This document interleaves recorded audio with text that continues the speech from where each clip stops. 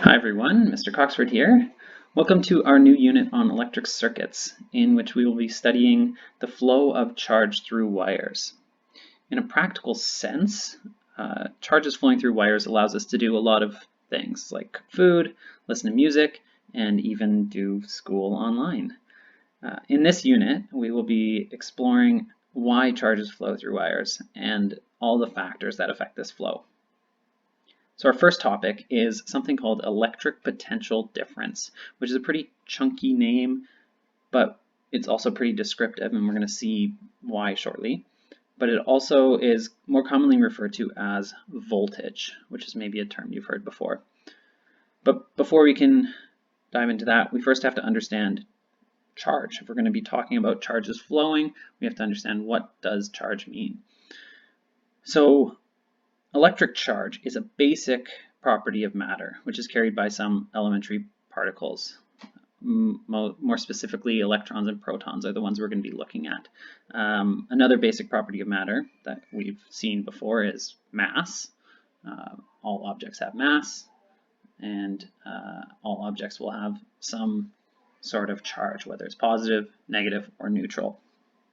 So objects that are charged, if we were to say an object is charged, it means that there is some imbalance of charges. There's either more protons than electrons or more electrons than protons.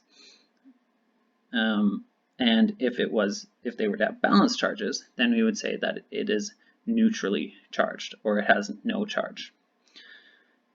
And so if an object has more electrons than protons, we would say that that is charged negatively. More electrons than protons is charged negatively, and if it has fewer electrons than protons, or we would say more protons than electrons, it would be charged positively. And this quantity of charge is measurable. We can actually put a number to it, just like we can say that something with mass, it has, maybe weighs 10 kilograms, something that has a certain amount of charge, a certain amount of electrons more than protons, we could describe that as the amount of coulombs of charge it might have. Now, 1 coulomb of charge is actually an abnormally large quantity. So more often you would see quantities of charge in the microcoulomb or the nanocoulomb range. Micro being 10 to the negative 6, nano being 10 to the negative 9. Now, the smallest charge for an elementary particle is a single electron. And a single electron has a charge of negative, so electrons have a negative charge, negative 1.6 times 10 to the negative 19 coulombs of charge. If you want to visualize that, that looks like this. 0.1, 2, 3, 4, 5, 6, 7, 8, 9, 10, 11, 12, 13, 14, 15, 16, 17, 18, 19. A pretty small amount of charge, and it's negative. A proton has the same magnitude of charge, 1.6 times 10 to the negative 19 coulombs. Again, a absolutely minuscule amount of charge, but it is positive. So they have the same magnitude charge. Electrons are negative, protons are positive. So that's charge. Now, let's talk about electric potential energy. We're kind of leading up to electric potential and what that means. So we need to understand charge, and we need to understand this thing called electric potential energy. Now, we've talked about potential energy before. Spring potential energy, elastic potential energy, gravitational potential energy. And so now we have a new type of potential energy. We're going to look at electric potential energy. And it is very similar to gravitational potential energy. And we're going to make some links between the two ideas. So gravitational potential energy, we remember, is the energy stored in an object due to its vertical position above the Earth. An object that has mass, that's on Earth, for instance, that is some height above the ground. Because of those factors, it has some sort of gravitational potential energy. If we were to lift an object, we have to do some work on it to raise it up to some height, and then it will have this stored energy that we can then let the object go, and it can use that energy to gain kinetic energy, for instance. Now, in terms of electric potential energy, there's some similar links there.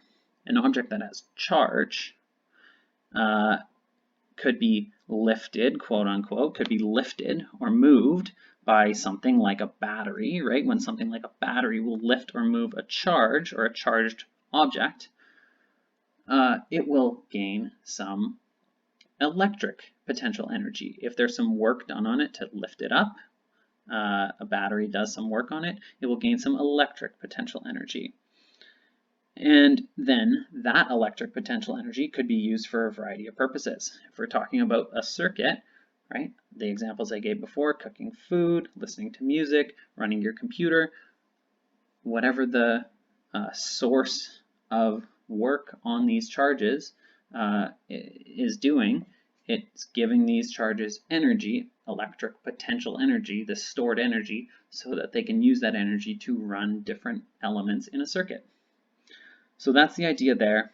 And we don't need to get much more into detail there. We don't have really an equation for how do we calculate it.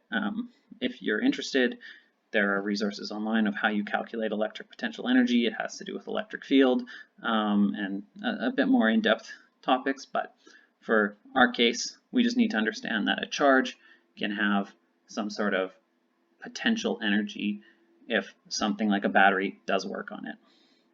Now, here's the thing that we want to be focusing on today is something called electric potential.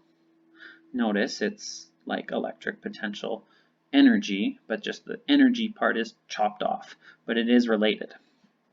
And while electric potential energy has the dependency upon the charge of an object, a certain amount of charge, 1 coulomb of charge at a battery might do a certain amount of work on 1 coulomb of charge, and it might do a certain amount of work on 2 coulombs of charge.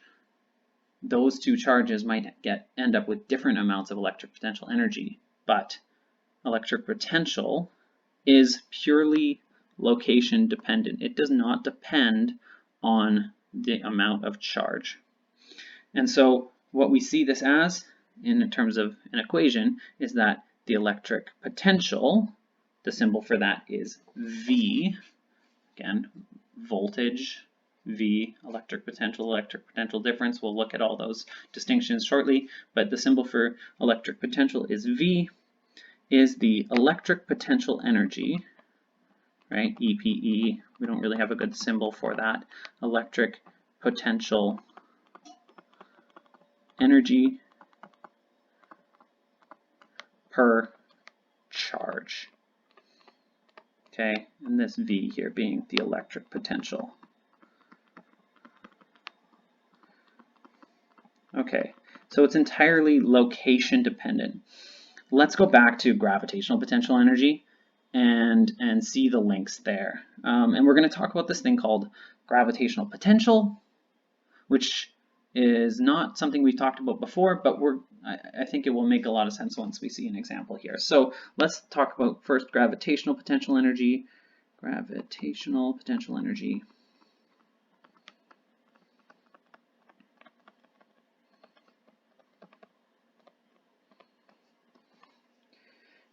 And let's look at two objects. So here's this is the ground, a height of 0 meters. We'll say that at the ground, that's our reference point, 0 meters. Let's look at two objects. Let's look at a 1 kilogram object here and a 2 kilogram object here. Okay, let's say that we're going to have these objects or lift these objects to a height of 1 meter. Okay, so here the mass of this object, this mass is 1 kilogram, this mass is 2 kilograms. And so at this height of 1 meter, the gravitational potential energy of this guy, gravitational potential energy, GPE, we'll use that, so it's similar to EPE, electric potential energy, The gravitational potential energy is, well, maybe not perfectly equal to, let's just say approximately, if we were to remember how we calculate it, mgh, mass is 1 kilogram, g, let's say it's approximately 10, just to get some nice numbers, 10 meters per second squared, or 10 newtons per kilogram, times h, 1 meter. So we get about 10 joules here at this location. I'm just going to move this guy over a little bit, because we're going to need the space in the middle. Now this 2 kilogram mass,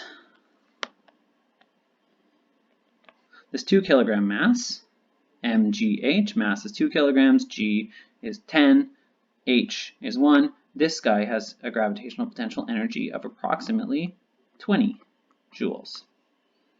Now let's talk about the gravitational potential. I'm going to put this right here in the middle. The gravitational potential,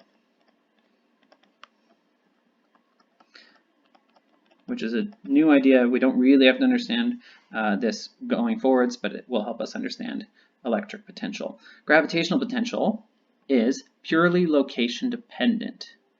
Just like electric potential is electric potential energy per charge, gravitational potential is gravitational potential energy per mass. How much potential energy does each kilogram of mass have at a certain location?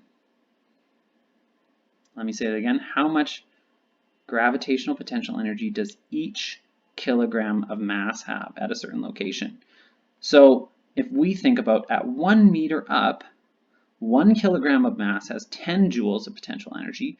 2 kilograms of mass has 20 joules of potential energy. How many joules per kilogram?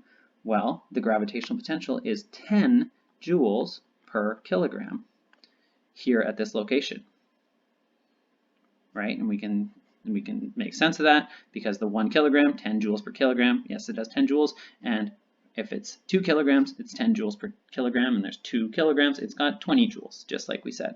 Now, let's go up a meter. Let's go up to 2 meters. We can do mgh for each of these. We'll see that the gravitational potential energy here, the only thing that changes is the height, so it's approximately 20 joules here for this 1 kilogram mass, and for this 2 kilogram mass, it's going to be 40 joules. And so the gravitational potential at this height, a height of 2 meters, how many joules per kilogram, how much energy per kilogram, we can now see that it's 20 joules per kilogram. Okay, so let's think about this now in terms of electric potential. Electric potential energy.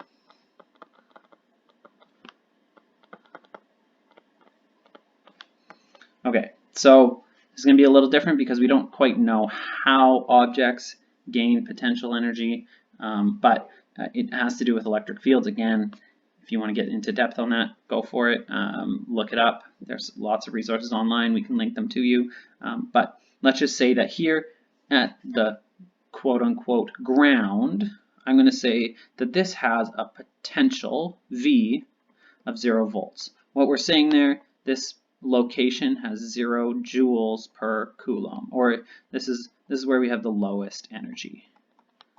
So let's just say that at this location, we're going to have the lowest energy. We're going to have no joules for every coulomb of charge.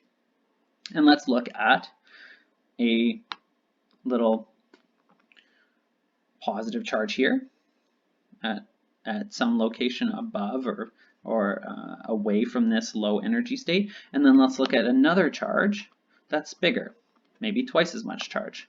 So let's say that this first charge here, Q, is 1 coulomb, and let's say that this other charge is 2 coulombs. Okay, so we have a 1 coulomb charge and a 2 coulomb charge at the same location, the same distance away from this 0 volt position. And so we would say, so let's just say, we don't have a way to calculate this. You don't need to know how to calculate this, but let's just say at this location that the electric potential energy is 10 joules. There's something has done 10 joules of work on this charge to move it up to this location. And let's say that this 2 Coulomb charge, because there's twice as much charge, twice as much work needed to be done, so now it has twice as much electric potential energy.